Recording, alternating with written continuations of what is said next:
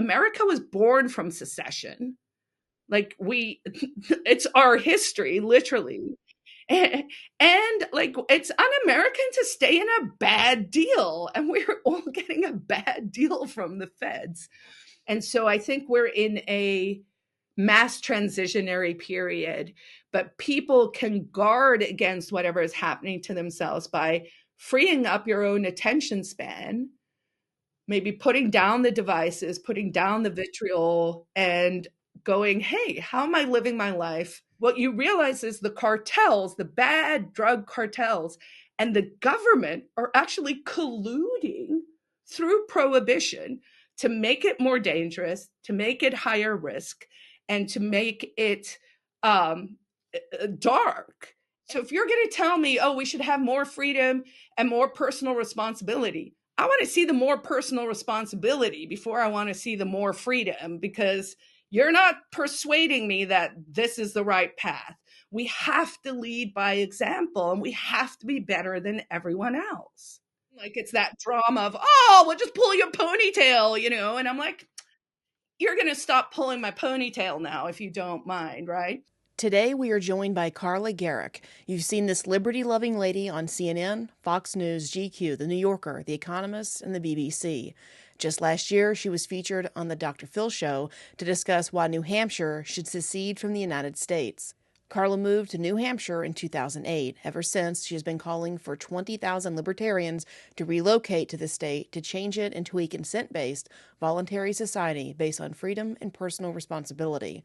She served as president of the Free State Project and organized PorcFest multiple times. She's also an author, a lawyer, a real estate agent, and the host of a cable access news show called Manch Talk. Stay tuned to hear Carla's unique take on everything from Ross Ulbricht and Bitcoin to secession and the Libertarian Party. The first thing I want to ask you about is probably what you get asked about a lot, is national divorce, because I've seen your clip when you were on Dr. Phil, and I just spoke to a guy last week who is in charge of CalExit, who's trying to leave California from the union. Kind of the same reasons, but then I'm sure once y'all secede, it'll go in different directions because they're very left. You're very libertarian. Would you maybe tell the audience, like, make the case for why New Hampshire should secede, why it's a good deal? Oh, so let me tell you a little bit about NH Exit Now. This is basically a secessionist movement, a peaceful secessionist movement here in New Hampshire. And my role has sort of developed over the years. When I moved to New Hampshire back in 2008, I moved as part of the Free State Project, which is a movement to concentrate libertarians in the state of New Hampshire.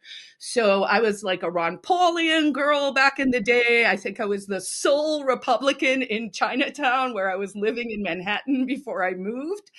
And came out in 2008 for all the reasons that one should love New Hampshire, which is it would make a fabulous little country. So I'll get to that when we talk about secession. But, it has cities, it has rural, it has a tiny little coastline, it has the mountains, it has the flatlands, as they call them, from the mountains. And it's a fairly small state, about 1.3 million people. And the state's motto is live free or die. So I feel like there's still that ethos here of independence, personal responsibility, limited government, all those good things. So for many years, I served both on the board and as executive and as president of the Free State Project, did a lot of their events, helped them grow, actually triggered the move, and can explain what that is in a second too. But over the time, I just realized that I don't think we can reform the federal government anymore. I mean, I'm eager and a bit trepidatious to see what they're going to try and do here with Elon and Trump, who I saw, by the way. I don't know, maybe everyone else has seen this, but it was the first time I saw it. I saw a tweet go by, a post on X from Steven Pinker, who is a thought leader who I actually do respect, and he called them Trusk. So like Trump and Musk into one word, the Trusk administration. And I was like, oh, that one's probably going to stick. So, sure, it's exciting to sort of see people with an appetite to cut the scope of the federal government. But I'm a realist, and I think that we're going to need a more radical, I guess, game plan, because maybe we cut a little bit now, but the problems are so baked into the system that I think we need some alternatives. And so to me, creating my own little country seems like a great alternative. So like you moved out to New Hampshire because what's there? I don't mean to be like that, but I think of New Hampshire. I drove through there one time and I'm like, there's nothing here to do. What is it, just because people want to have their own government and kind of a little country that inspires people to move with the Free State Project? Because when I think about it, I'm like, that would be nice, but I'll be stuck in the wilderness. Yeah, it's definitely, not New York City. It's Yeah. definitely not Shanghai. It's not Hong Kong, although, I could make a case for what appealed to about Hong Kong economically back in the day. Their first British governor reigned with or ruled with benign neglect, right? And I'm like, yeah, that sounds like good governance to me personally. But New Hampshire, again, it kind of has all those flavors. The biggest city, Manchester, where I live, only has about 120,000 people. So it's not really a big city, but it is the biggest here. Okay. People don't always know, but like we're only an hour from Boston, and Manchester is like 2 hours from Portland, Maine. So, if you want a more cosmopolitan experience, or even Montreal in Canada is like 3-4 hours, you can go get those things. But you're right, it doesn't like fully exist here. And that candidly was an adjustment for me when I moved from New York City. I was like, what? I can't get like takeout, Malaysian takeout at 2 in the morning anymore. I was like, damn it, I'm going to have to learn how to make Thai green curry. And I did. Okay. So you just get adjusted to it, I guess. You just kind of. Yeah. And so, I mean, for us, mostly with the people who are moving, right? So this concentration strategy, a big part of that is community. So when the founder who originally came up with the concept, his name is Jason Sorens, and he was a graduate student at Yale. And this was back in like 2001. He wrote an essay that basically posited what would happen if all the libertarians sort of concentrated in one place so that they could work together to kind of create the environment that they want, right? Like, if you want a big government environment, there are places you can move. Go to Seattle, go to San Francisco, go to New York City, right? But there's really no homeland for us. And so the idea was, well, we'll create this homeland. And the initial plan was, I kind of call it like a mutual assurance contract, where the concept was, okay, if 20,000 people all sign this pledge to move to New Hampshire, then if we get 20,000, then everyone will move. They'll have like 5 years to move. So that, when I said earlier, trigger the move, that triggering of the move happened under my leadership in 2016. And we actually had like Edward Snowden as our keynote speaker out of Russia at the time. So there was this big push, this was post 9/11, when a lot of people were seeing those first steps of tyranny starting, so many things that we regard as normal now, like getting gate by the TSA in order to get on an airplane, is, it's not actually normal. And we should be saying no to all of this. And so, the concentration strategy creates the community, which means we start building more like-minded people and networks. So by way of example, there's a massive homeschooling and unschooling community here. It's so big that you'll probably find this comical, because it is sort of the nature of libertarians. Like, I'm starting to see infighting between the voucher people and the we should have no education people, right? And so you're like, someone said to me the other day, because we have a very strong education voucher program here that started what we then saw spread across the rest of the states. And honestly, that is also a value proposition of what we're doing in the Free State, because it has become this laboratory for experimenting, right? So we've been able to pass laws here or sort of go, hey, how would this work, right? And then you sort of see how they tinker with things, So when they introduced education freedom accounts here, initially there was no income limit. And then, the counter, as they were negotiating, they were like, oh, okay, $5,000 follows the child, but not if you make X amount of the federal, so they were punishing wealthy people. We're all paying taxes, right?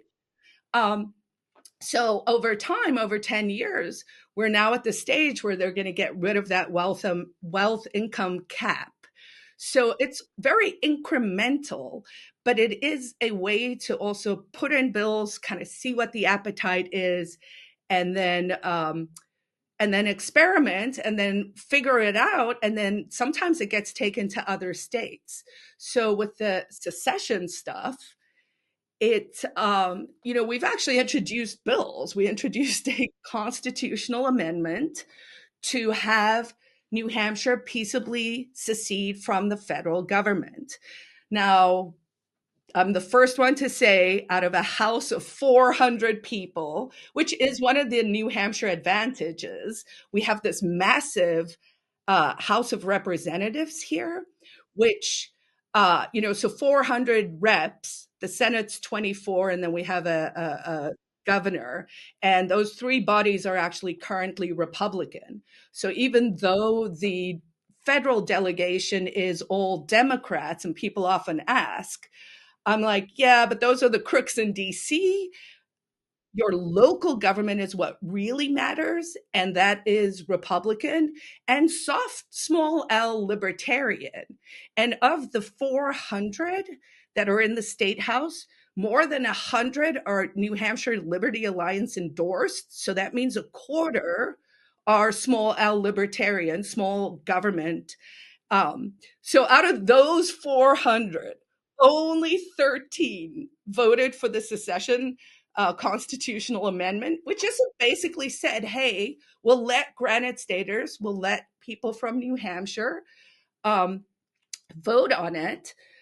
So it wasn't even really creating secession. It was creating the opportunity for people to decide if that is what they want, right? Kind of like the Brexit vote was, so we got 13 out of 400.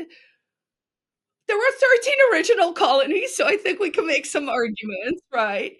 But then we listened to the feedback, and the feedback was, this seems too radical, this is too extreme, this is too out there. So 2 years later, when we could introduce bills again, we amended them. So the one was, if the federal government's federal national debt reaches $40 trillion, then that is the triggering event to pull the vote, to call the vote on secession. So if it reaches 40 trillion, which at the time seemed crazy because it was at 33 trillion when we put that in. And We're getting at close. 37. Yeah. So, TikTok. And then we put in a second bill, which was a study committee, because of course people hear these ideas and they're like, what? How would that work? Would I get my pension? If I live in Maine, how do I get to Massachusetts? Are there going to be border controls? How would we do energy? If we want to invade poor Quebec, how would we have an army? So people have a lot of questions. And so we wanted to do a study committee to start to address those questions. That sadly also got voted down, but I do think that is going to be the avenue to start to really have these conversations, because the reality is, I don't even know, with Trump and Doge and stuff, we may solve one problem and start creating a whole other problem, right? A real technocracy. And I think we need to be careful about that as well. Go ahead. I wanted to touch back. I didn't know there was 400 people in the House in New Hampshire. So what do they have, like 5 constituents they represent each person? They have 3,000 is the number, like it's 3,300. The standing joke is, your rep, you see them in the grocery store, you have their cell phone on speed dial, they don't have offices, and they get paid $100 a year. So it is truly a citizen legislature, and it the size of it and the nature of it actually makes it less corruptible, because having to bribe, influence, persuade, lobby, whatever word you want to give it, 400 people is a lot harder, because we know here we have a great Senate for the first time in the 16 years I've lived here. So maybe, it won't be the case, but it was always like we could get good bills through the House, actually, because it's so big. And if you have, you know, honorable bills or something that is actually really solving a problem and not, just a special interest, you can usually build consensus if it's genuinely fixing something or genuinely necessary. And so we have seen good things come out of the House and then get killed in the Senate. For example, we had a defend the guard bill. I don't know if you've heard of this one. I think I've heard of it, but go into detail to explain it to the audience. So basically, it's a bill that says you cannot deploy the National Guard overseas unless there's a congressional declaration of war. And that, to any American, sounds like, oh yeah, that's totally how it should work.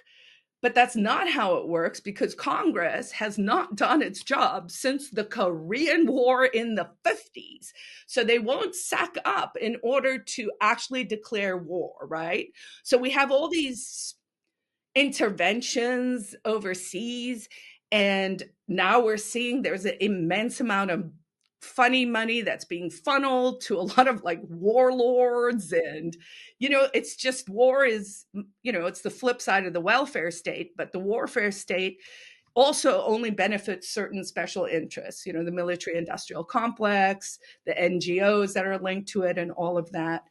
So I forget how we even got here. That's okay. It's the way conversation goes. I wanted to ask you about Ross Ulbricht, because that's kind of the big libertarian victory that they've had recently. Why was that such a good thing? Because I still see people that don't really understand the case think, oh, Trump let out some murderer, some thug, some horrible person. And then what should libertarians champion now to replace the Ross Ulbricht movement? Because it's been going on for over a decade. Kudos to his mom for sticking with it and getting that accomplished. But what should they champion next, like their next step? Right. So I'm actually very proud of the work I did on the Ross Ulbricht story. I was the first person to platform Lynn, his mother. We had her out at Liberty Forum and PorcFest. I believe in the past 12 years that he's been in prison, she only missed one of our events. If you ever get arrested and you're going to prison, you want Lynn in your corner. That is what I know. Just amazing, right? So why Ross? Why did we get behind this issue? What was going on? So he actually was very much like Edward Snowden and Aaron Swartz. And Aaron, actually, just so people know, he was 26 years old. He is the founder of the RSS feed, and he started Reddit. He was a brilliant whiz kid. And he was the kid who went to MIT and he wanted to download all the academic papers and then set it free to the world. So instead of these big paywalls that all of us can't afford, he was like, knowledge is supreme and I want to make it available. And I think that's extremely noble, right? So the federal government got really mad at him. It was mixed up in all the WikiLeaks stuff and like that whole 2010 to 2014 era, I suppose, maybe the advent of where people started to realize, oh, technology or information created by technology in dissidents or people critical of the government's hands is going to be a massive weapon against malfeasance in the government. And I mean, we're seeing that panic play out right now.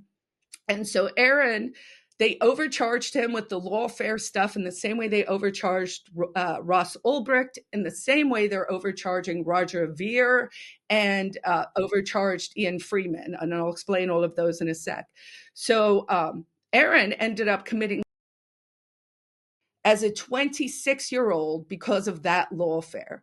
So when they went after Ross Ulbricht, they did what they often do in sort of PR battles, right? There's sort of what the law says, and then there's like what people are saying in the papers.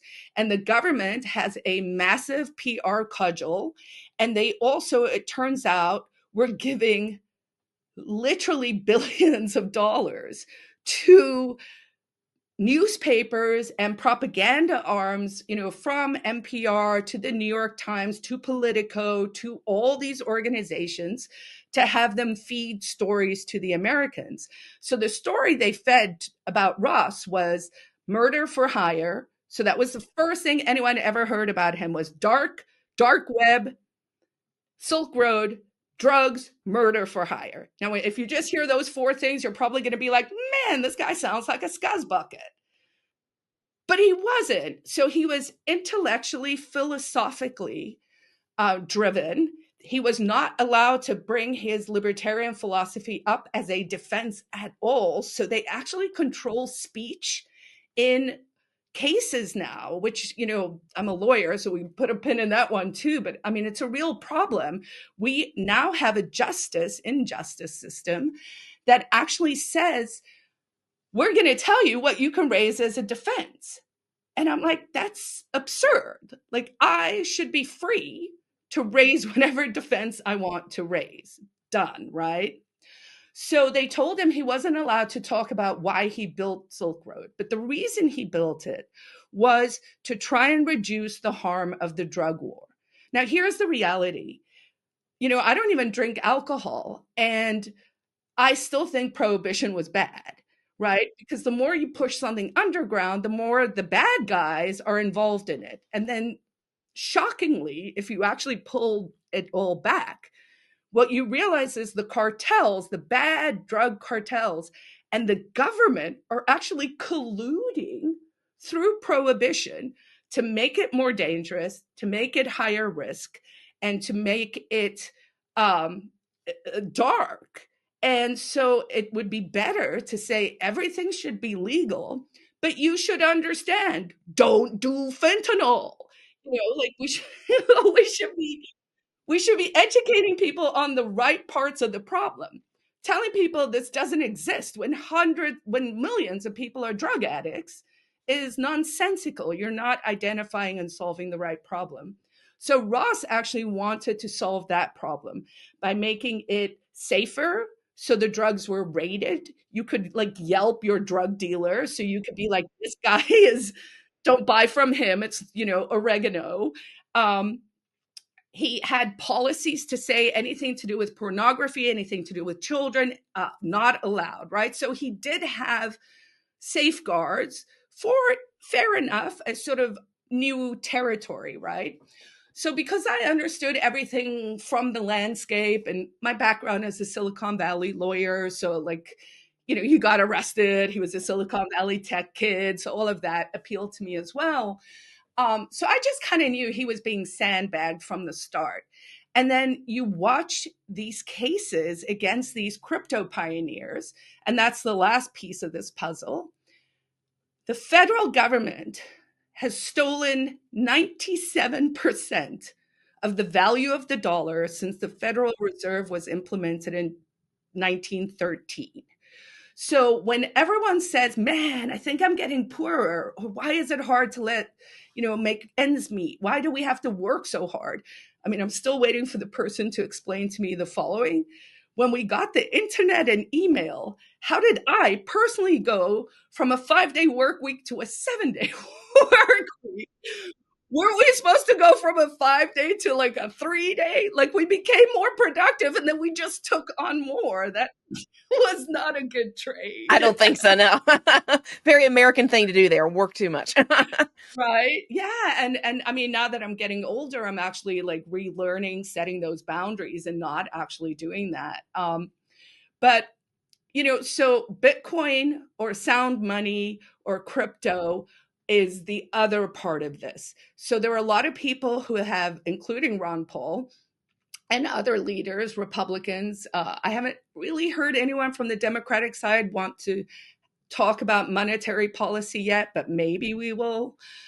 see that. Actually, maybe RFK and Tulsi are sort of educated on that at this stage.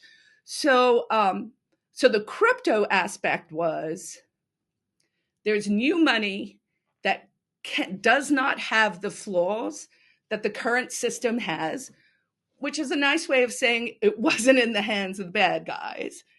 And they knew it, and they were like, we have to destroy this before it takes off.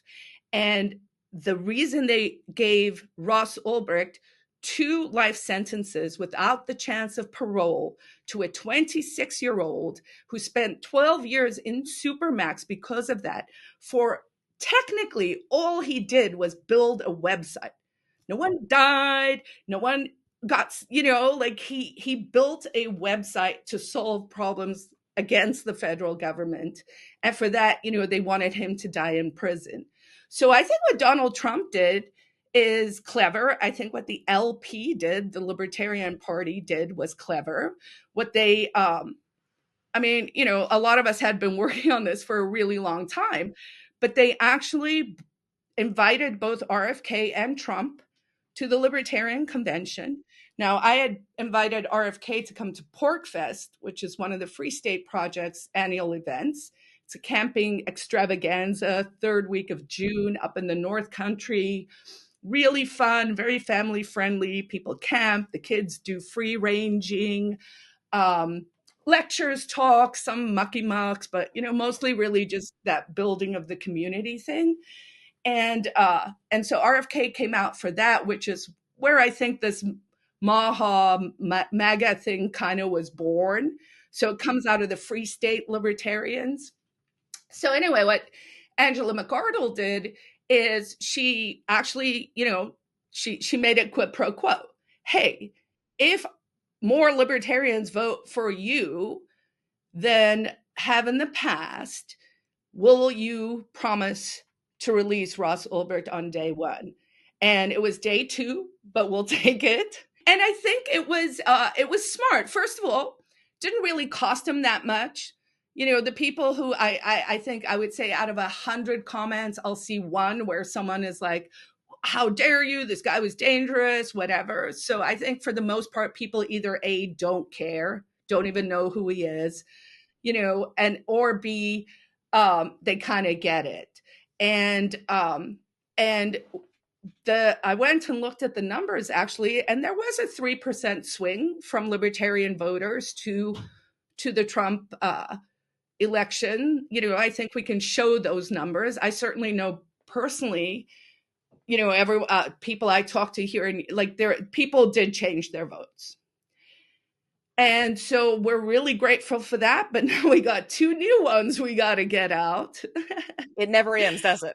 The government's always grabbing people. Frustrating, but it's also the crypto through line. So 2 free staters here in New Hampshire have run afoul of the sort of SEC and the criminal justice and the lawfare and all of that.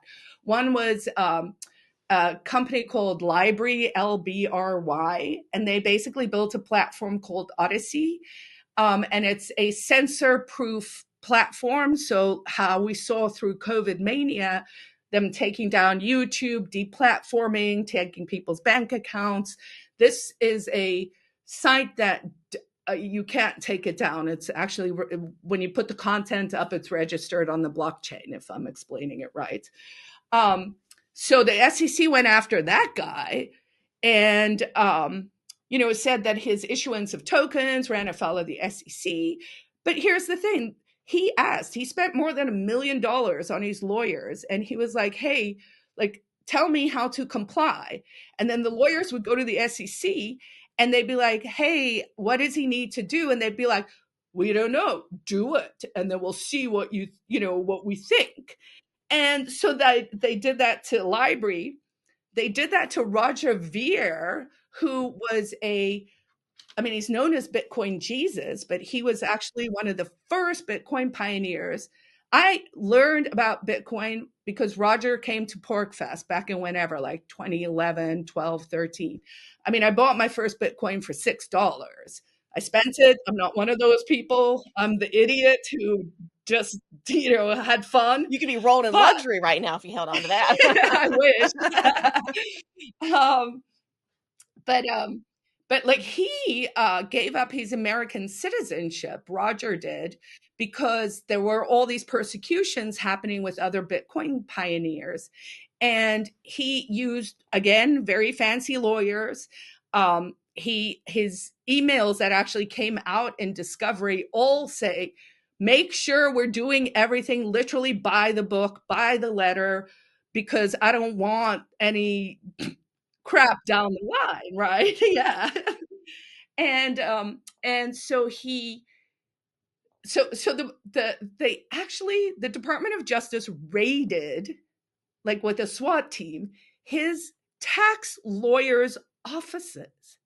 I mean, have you ever heard of such a thing? This is like beyond Banana Republic level stuff. I mean, I don't think you could even pull that off in the Ukraine, I thought there'd be attorney-client privilege, like they wouldn't be able to look yes, at. I mean, exactly. like law school 101, I would think they would know.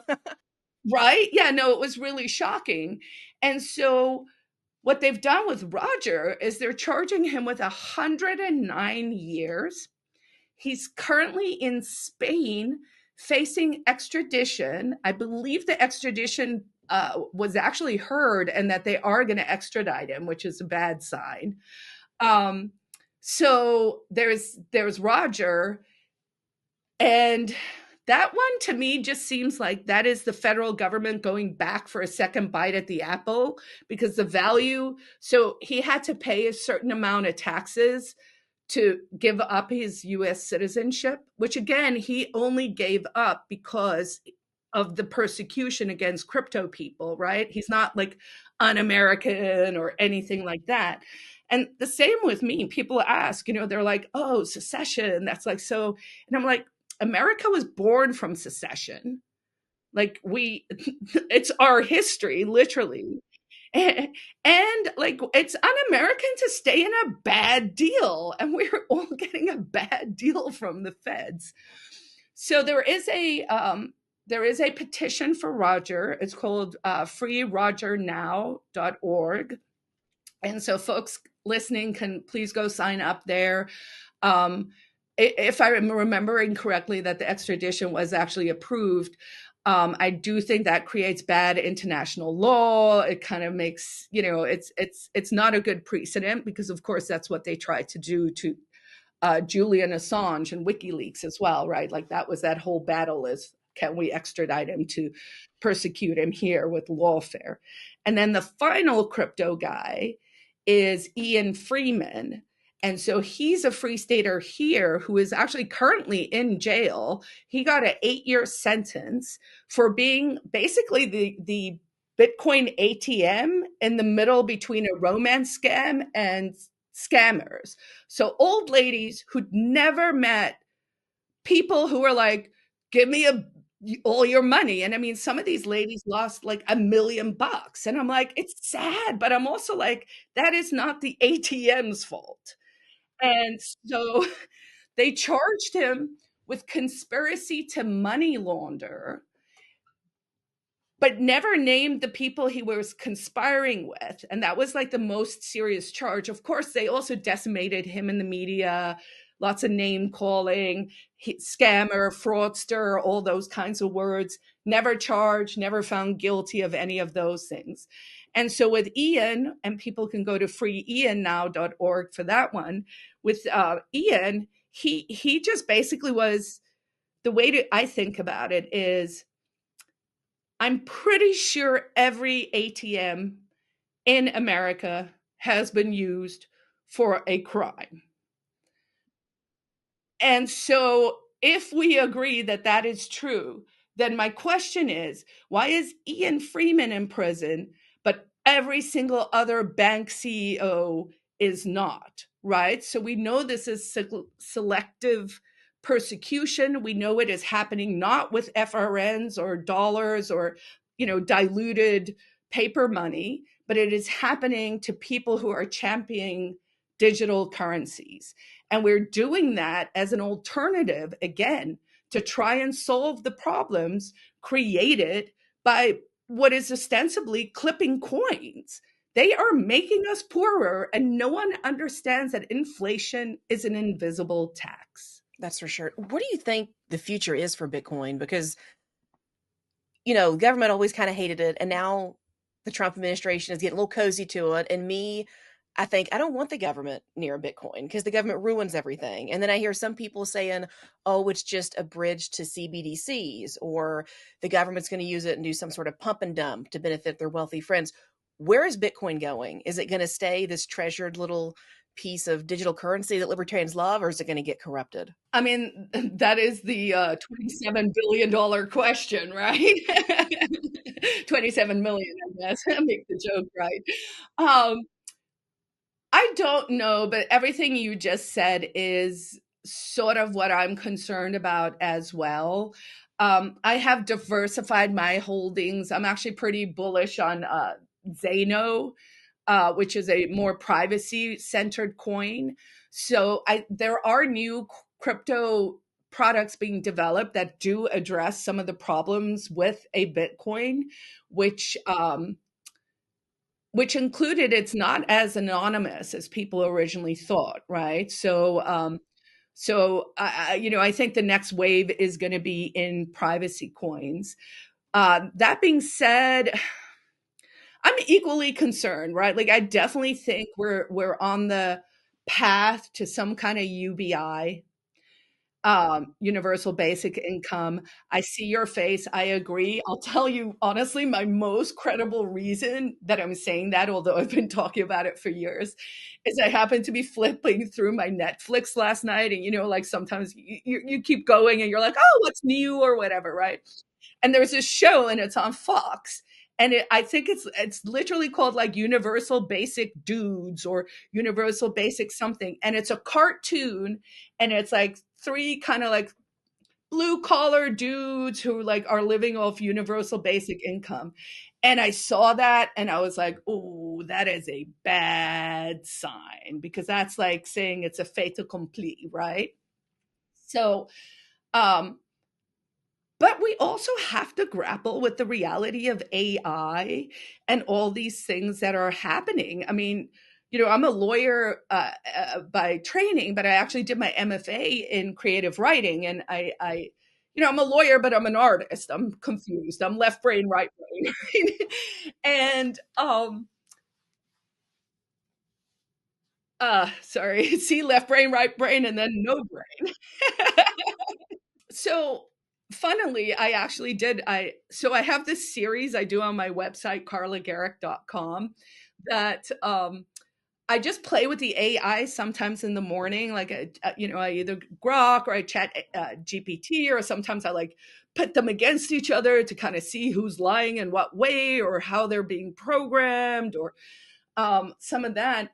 And actually this morning I asked it something like, uh, sketch what a dystopian technocracy. I didn't even say dystopian. I think I just said sketch a technocracy that could be created between now and 2030. And it had all the things you just said, right? So I think the problem is going to be they're going to do UBI tied to a digital currency, whether that's going to be Bitcoin, which I do think has been hijacked. And in fact, the reason they're going after Roger Ver is because he wrote a book called Hijacking Bitcoin, where they're saying actually it was kind of taken over by people who don't have the same interests, right? So they've kind of turned it into a digital asset. It's a little bit like holding gold. That's fine. I mean, it could be wealth creation and whatever, but that's not what it was started for. It was started to solve money problems and make it peer-to-peer ways we could all pay each other without having to do the middleman. And so I think we're going to have UBI. I think it's going to be tied to some kind of digital currency. I don't know if it's going to be Bitcoin or Dogecoin or Trump's coin. But, and this is a possibly unpopular opinion that is maybe not well thought out yet, but I'll just throw it out here, is, I see Bernie and Warren and all the people, worrying about, the reforms and, follow the money. That is what we as investigative reporters used to do, right? Like we'd be like, this is how you know who's corrupt, right? And and I think, I think we're facing a financial collapse. I think we have gotten to a stage where the AI is actually going to replace a lot of things. And so we do have to grapple with what are the solutions for that. I'm hopeful it's not universal enslavement. I think that if we do something like UBI, we're going to have to be very thoughtful about it. And this will be unpopular as well, but maybe it needs to be tied to, um, like, if you take UBI, you lose the right to vote. And then, right? Because, like, if you want to be a slave, I know this sounds really harsh, but it's like, I think people have to fully grasp things, and I mean that literally, like understand things, right? So sometimes you have to shock them. I think through COVID mania we saw this obedience to the experts, right? And oh, government is this like know all being that just omnipotently is giving you good advice about everything, right? Like a lot of people have replaced religion and God and spiritualism with the government, and those things are not the same. I believe the government can only be immoral because it's literally going, we know what the greater good is. And I'm like, well, it's not good for me. They're like, shut up. What? I know people act like, oh, they want freedom and liberty, but really most people can't handle true freedom or liberty. When it comes down to it and times get tough, they want to like suckle at the power teat of the government and say, give me my money.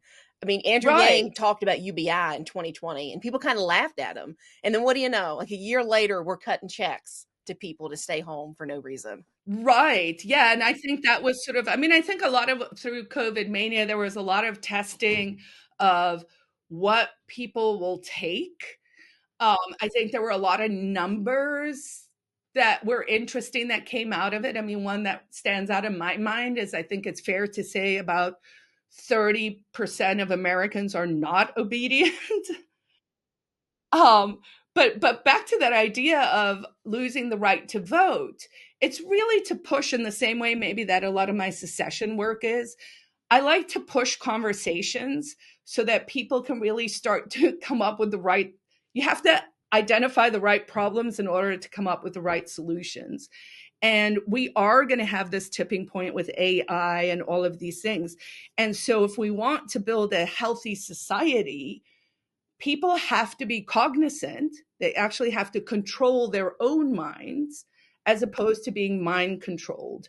And the fastest life hack I could think of is if you force people to sign a contract that says, I am now the property of the US government for receiving this money, and I lose the right to vote for until I stop taking it, plus 6 months or whatever, so you can't game the system.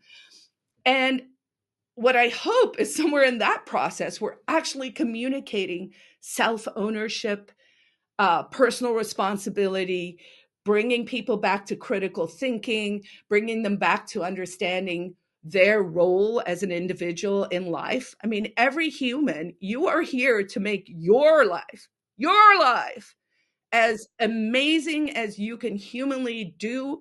It is really only about you. If you're not healthy, make sure you get healthy. Then you start to help other people. But like, I think people's minds have been co-opted, and we have to go back to some true sense of, I own me. What am I doing? I got maybe like 80 years on this earth, maybe 120 if we get lucky, right, with new science and stuff. How can I make a difference? And at a minimum for me, I decided that's here in the free state of New Hampshire, where it's boring but delightful. I need to give New Hampshire another try, maybe. I'd love to come out for one of our events. We have Liberty Forum is in April 24th through the 27th. That'll be at the Grapponi Center in Concord, so in our capital, state capital. Jeff Dice from the Mises Institute, I believe, is one of the keynote speakers. In the past, we've had everyone from Edward Snowden. Tulsi Gabbard was our keynote last year. We've had, just like Rand Paul, like all the people you might want to see. But it is also a great opportunity to just come meet the community and sort of see what we're working on, how people can help and contribute, and why you should move here and come like do this, right? And then PorcFest, which I mentioned earlier, that's third week in June. And then we have a little crypto conference that one of our board members, Carol Ann Fenton, puts on in the fall. That's it's the best time to come here. It's amazing. It's like the trees turn to candy, you know what I mean? Um, but honestly, people can just go to freestateproject.org or fsp.org/calendar. There's always something going on. There are regional meetups in different parts of the state. There are community centers in different parts of the state. There are thousands upon thousands of us here. So you can actually start to, I've been here long enough and doing it long enough where I was like, I used to hang out with all the, 2A long bearded gun dudes. And I'm like, well, I don't really have to do that anymore because, I will, there's nothing wrong with it. Right. But, there's so many of us that we can each find our own sort of flavor to what you like. Right. So I'm a foodie. I like the artsy stuff. I do like testifying on some bills. And so people come visit, and then you kind of start to find your people. And then it becomes more and more appealing. And I'll leave you with this. I am also a real estate agent. So that's left brain, right brain, no brain, some brain. And I work for Porcupine Real Estate. And, I happily love selling homes to people in New Hampshire. Some people actually will never move, but they do want to invest in what we're doing here in the Free State. And so, we just passed a bill that actually made DAOs legal. So those are distributed autonomous organizations. So basically like a digital LLC. And so we can start to tokenize real estate. So that is something I think that'll be interesting over time. But genuinely, I would say anyone where they're like, what would life be like if we did build our own country? Come, let's figure it out. Like, I think we can do better. And it starts with having the right network and the right kind of people who are thought leaders who want to make a difference. So I'd love to invite you, Courtney, come visit us sometime. I wanted to get your take on what's going on with the Libertarian Party, because there seems to be like a little bit of drama going on. I know the chair stepped down and then they quickly replaced her with two new people that, I had never really heard of them. I think people were expecting, I think it's Michael Heiss, if I have the name right, maybe would take over. It's from the Mises Caucus. I know membership went down in fundraising in the Libertarian Party last year. So what's going on? Is the Libertarian Party dead in the water? Is the Mises Caucus dead? They kind of had their little hostile takeover and everybody thought it was going to be great. And it feels like it just kind of flatlined and went right into MAGA land. Loaded question, I know. Well, and what would the Libertarian Party be without the drama and the infighting? It almost feels like it's part of its job. In fact, I think I put a poll up this morning on X where I made like a little poll that said, will libertarians always complain about everything? And then the two options were yes and yes. So it comes with the territory. I personally actually really liked Angela, and I think she did some cool stuff, but it does look like there are some questions about the way some of the finances were run. I'm not going to say I'm going to give her a pass, but I think getting Ross out is going to sort of smooth over a lot of stuff. I do think the Mises Caucus has lost some of its spice and flavor and the appetite for that. Again, I've been involved with all of this for such a long time that, I remember when people are calling Ron Paul a racist and whatever, right? So these conversations always bubble up. There are ways people sling mud, whatever, right?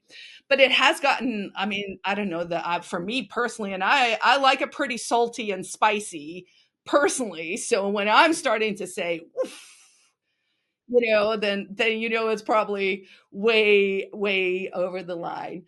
Um, the future of the LP, I think it'll always be around. I did see and don't really know that much about the two guys who are coming in.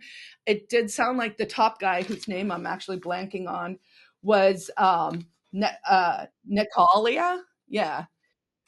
He's from the liberal caucus, the more classical liberal caucus. So I think there is this sort of like classical liberal versus the Mises guys, and of course there's room for all of that, but libertarians wouldn't be libertarians if they didn't spend all their time infighting instead of fighting the man.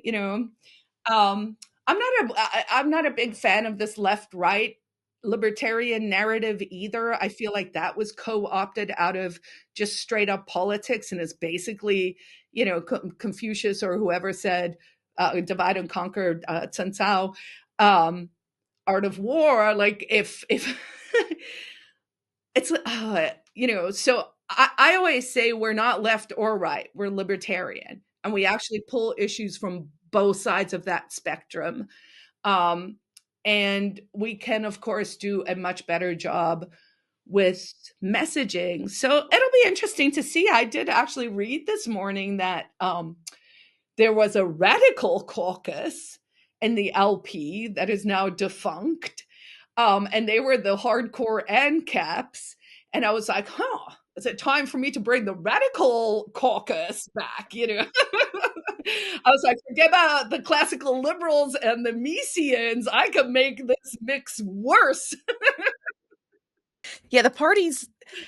I grew up going to Southern Baptist churches, and like kind of the joke about them is they'll argue over the color of the carpet. And when you get Right. around libertarians, it's that same vibe, just drama for drama's sake. And I was at the convention, and it was a mess. I mean, Trump came in. I thought people were going to start throwing punches, to be perfectly honest. It was wild inside that room. If the Secret Service wasn't there, I think people would have started throwing people to the ground. Like I might have left. I didn't enjoy it. I don't think I'm coming back to this for a while. Anyway, I don't want to. I don't. No, and also sort of back to that, what are we doing as humans thing? It's like decorum and good manners and those things actually serve a societal purpose. And I get very frustrated with like the mean dude vibe, right? Like the look, I've been doing this long enough. I'm like, enough FOs have pulled my ponytails. You know what I mean? Like it's that drama of, oh, well, just pull your ponytail, and I'm like, you're going to stop pulling my ponytail now if you don't mind, right? So we need to be able to tell these people it has to go back to you have some manners, because here is the reality. If you don't want authoritarianism and you want more freedom, then you need to learn how to behave like a not okay. And these like that energy where you're like, oh, it felt like punches are going to be thrown and like all these things. I'm like, that's kinetic energy that people have to control in their own corpus. You should not be behaving that way. We should be doing better. And when these people do not reflect the actual things they're advocating for, so if you're going to tell me, oh, we should have more freedom and more personal responsibility, I want to see the more personal responsibility before I want to see the more freedom, because you're not persuading me that this is the right path. We have to lead by example, and we have to be better than everyone else. Yeah, I think it's funny because the Libertarian Party is so dominated by men, and every time I'm around libertarians or I've been to a couple of the conventions, I'm like, oh, this is pretty obvious why you're only men, because no woman in her right mind would want to be here. Right. And I think we need to, I'm actually doing a talk at Liberty Forum on that. I was surprised they actually picked me, but I said, defaulting to IQ over EQ is hurting the libertarian movement, because you can't actually grow if you're not procreating, not to quote Musk, right? But I'm like, yes, if no one wants to interact with you because your skill set needs some work, then let's focus on those things. And calling women low IQ, probably not the way to go. I wouldn't think so. I wouldn't think so. Yeah. Good. We agree on that. Well, it's funny though, too. I will say on the flip side, I've had so many insulting conversations with actually mostly the specific one I'm thinking of was a white man from New York Times, which isn't relevant except that he made it relevant, where he actually was sort of accusing me, and this was back in 2016. It was a trigger the move thing, because he was the same guy who said trigger the move means you're a violent movement. And I was like, huh? And he's like, the word trigger is triggering and blah. And I was like, dude, okay, give me another word that means this thing needs to happen before this thing happens, i.e., 20,000 people have to sign the contract so that we can trigger the move so that people start to come. And he sat there for a long time and he was like, oh, okay, you got me. But same guy was literally like, the libertarian movement is just made up of white men. And I was like, dude, I'm an African American. I'm from South Africa originally, right? So I'm a South African American woman with 2 postgraduate degrees who's running a movement of 20,000 libertarians. I think it's rude to be like, it's just filled with white men. Do I not exist? Do you not see me? Like, hello, right? So we also have to call that part out. It's like we're damned if we do and we're damned if we don't. Libertarian Party is a punching bag, aren't they? They just take all the crap from the media all the time. Yeah, and honestly, if that was its role, I mean, based on the strategy that we've successfully done in New Hampshire, which is we are a large and growing caucus within the Republican Party here. So, to the extent we want activists to win, they run as Republican candidates. I've run 3 times, and and I'm an open secessionist, and I've gone from like 36% to 46%, and then they were like, "We're going to literally gerrymander her district so that this girl can never, woman can never." And now I'm like, okay, well, then I'll just wait. And then I will run 1 time for president of a free and independent New Hampshire, and then I'm retiring. Did want to ask you about a few things Trump's doing, because I always like the libertarian take. It's always a different perspective.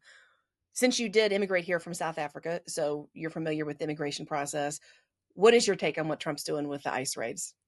Too far? Not enough? You have a firsthand experience. Like, I have an opinion on it. I think deport everybody that's here illegally, but I've had the comfort of always being born here. I never had to go through the process. Right. So, I as an immigrant, like, I have a lot of empathy for immigrants, but of course I did come here legally. I won a green card in the lottery. I had to fly back and forth for many years. It's a process.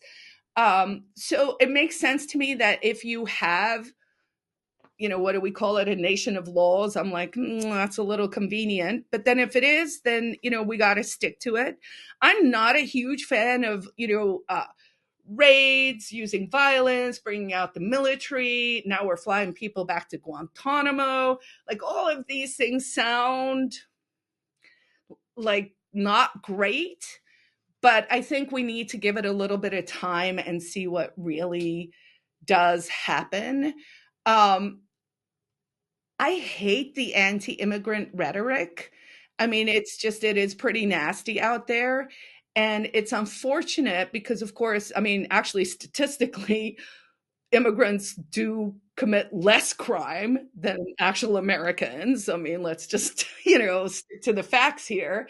And this country is built on the backs of immigrants. Like, we all came from somewhere, even like 4th generation Irish. Like, the Abenaki were here in New Hampshire before you were. So I'm going to say I don't know. I don't know if it's going to be good or bad. I think that there are pros and cons to both of them, but I think it is a larger extension of how much authoritarianism or looking away we're going to tolerate, because I do think using the military to drone strike cartels in Mexico sounds a lot like we're creating some problems right on our border that, we we might not, like that would be like we're in a soft off the books war with Mexico. Yeah, I don't like it. It sounds like the war on drugs and steroids. I'm kind of shocked he Yeah. designated them terrorist organization and nobody really said, wait, I don't, they're, I can only imagine what a war with the cartel would be like. They'll start sending people back in pieces. I mean, I think it'll get a lot bad before it gets better, I suppose. But I think time is going to tell. I mean, I will say this: I think we're in for the most interesting 4 years of politics that we have ever seen. I think the idea of X being available to actually allow, I was heavily, heavily censored. And I think I'm still censored on X, but let's give it the benefit of the doubt. Um, we're on the cusp of all these things, of a possible financial collapse.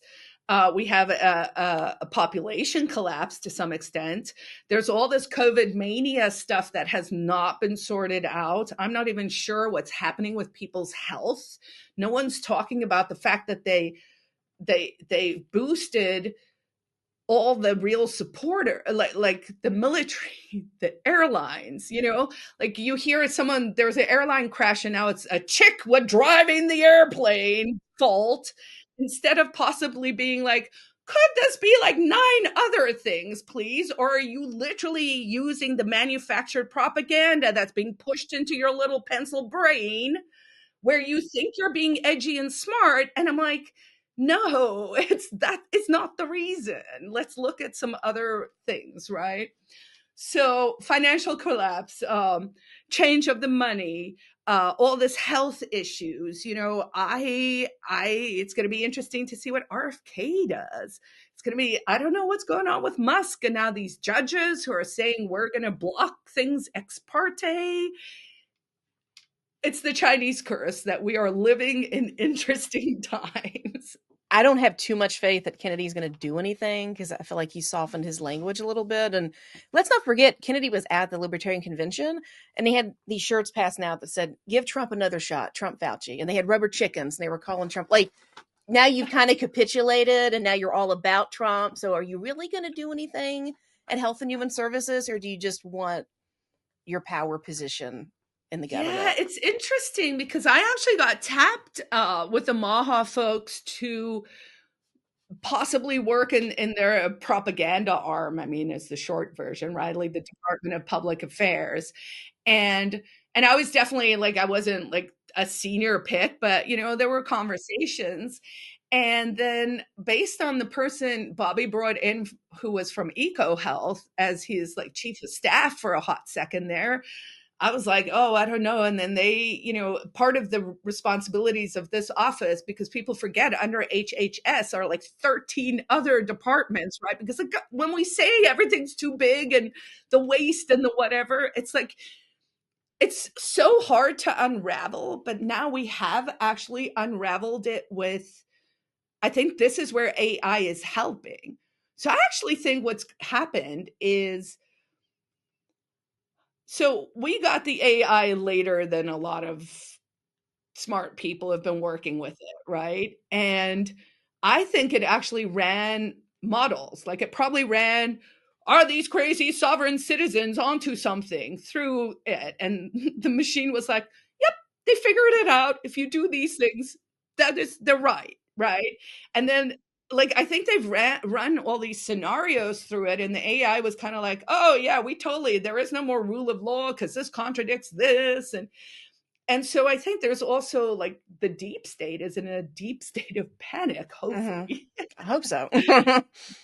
Fingers crossed. I don't know, sometimes I look over at Musk and I'm like, maybe you are the deep state and you're just getting into cozy. So I think we can't really predict what's going to happen, but I think it's going to be interesting. And sadly, back to the mindset thing, and then I do have to jump off, but the way people are manipulated is either through fear, right? So we see that with the kind of music, like the headlines, the death counters, all of that. You have to, that's why you have to get healthy, is so that you can like start to guard against those things. You know, I mean, RFK's not libertarian. So, you know, But he's a lifetime member.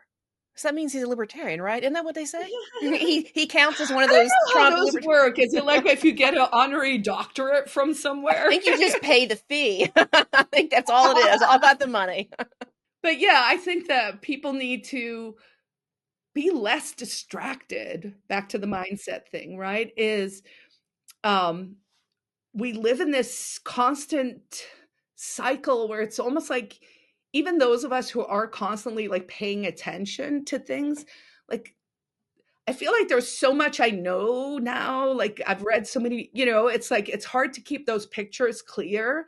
And what the AI can do again as a tool is to kind of connect those dots. And so I think we're in a mass transitionary period, but people can guard against whatever is happening to themselves by freeing up your own attention span, maybe putting down the devices, putting down the vitriol, and going, hey, how am I living my life? What makes me happy? Can I be doing more of that? Can we be spreading more positivity and love? I think, you know, we people's egos are dysregulated. I think that's sort of part of social media. We know a lot of that's manufactured. And so it becomes really our duty, I think, as I would say, like I'm a small L libertarian, but you know, I'm just like, hey, I'm someone who's for self-ownership. So I think it starts with each of us and how we navigate in the world. So don't be a I like that. I couldn't agree more. Do you want to tell people where they can find you if they want to hear more of this fresh take you got? Yeah, people can follow me. I'm on social media under my name. So it's Carla Gericke, Gericke. And the Free State Project is fsp.org.